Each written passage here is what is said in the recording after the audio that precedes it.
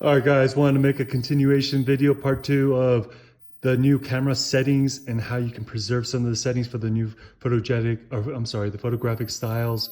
So for example, we're back on the camera.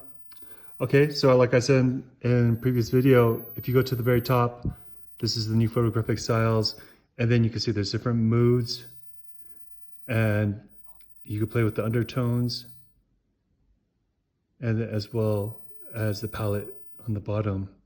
So say I mess around and then I find a style I really love and I want to start shooting that style.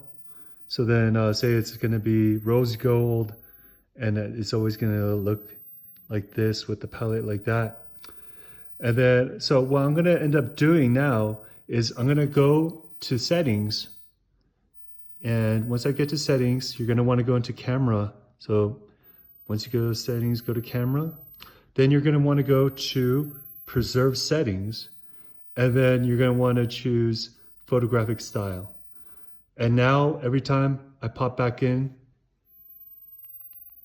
to photo, it's going to automatically go into that style that I saved it under.